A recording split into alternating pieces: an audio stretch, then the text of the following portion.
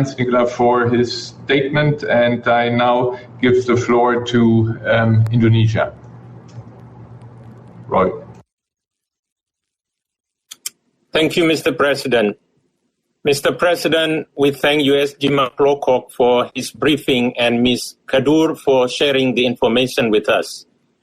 My delegation is deeply concerned with the wave of suffering that is currently hit the Syrian people. Economic collapse, food insecurity, increased level of unemployment with business shutting down, and the spread of COVID-19 are worsening the humanitarian situation in Syria, not to mention the security situation in various areas of the country. We therefore once again urge all parties in Syria to uphold their obligation in protecting civilians and civilians' infrastructures, and to ensure the period of sustained calm during this critical time, particularly by respecting the call for a nationwide ceasefire throughout the country. During this challenging time, military actions will not help those families who are struggling for food. And during this challenging time, provocative rhetoric will certainly not help IDPs and other vulnerable groups who are in need for water and medicines. Mr. President, allow me to highlight the following points. First, the urgent need to suppress the spread of COVID-19 in Syria while increasing the necessary health capacity. It is indeed troubling to hear about the report of increasing cases and that the level of testing capacity remains low. More people have been identified in northwest and northeast Syria. Displaced people, the elderly, and other vulnerable groups who are living in crowded camps face higher risk. We appreciate the precaution measures to contain transmissions of the virus, while these can also complicate and increase humanitarian need due to restrictions on movements, commercial activities, and education services. This is a very delicate situation indeed, a situation that needs continued support from the international community.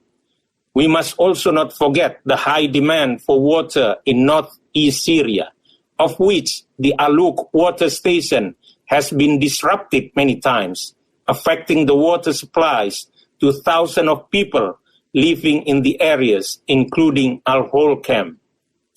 Again, a timely, secure, and unimpeded humanitarian access must be guaranteed by all relevant parties in this regard. Second, the need to maximize the Bab al-Hawa crossing. We note that the closure of Bab al-Salam border crossing might result in more costly and less effective humanitarian response. My delegation therefore encourages a strong coordination between all relevant parties to guarantee an uninterrupted delivery of the increased humanitarian aid through Bab al-Hawa. Third, the importance of ensuring the safety of humanitarian workers. With the complex situation on the ground, we sometimes overlook the high risk faced by these courageous men and women. Despite the difficult circumstances, the UN and its humanitarian partners continue to provide life-saving assistances to millions of people in need in Syria. We thank and salute their dedication and commitment. We urge all parties in Syria to safeguard the aid workers as required under international law. Mr. President, despite contrasting positions on this issue, Indonesia believes that this Council has one common objective, that is to save lives. We must always base our actions and decisions on this key objective, a genuine and pure humanitarian goal. Mr. President, before I end my statement, let me, on behalf of my delegation, extend our utmost appreciation to Ambassador Mark Pixton for his constructive and significant contribution to our collective work in this Council. We wish him all the very best in his next assignment in Geneva. And Lastly, Mr. President, let me also congratulate you and your team on successfully presiding over the Council during the month of July.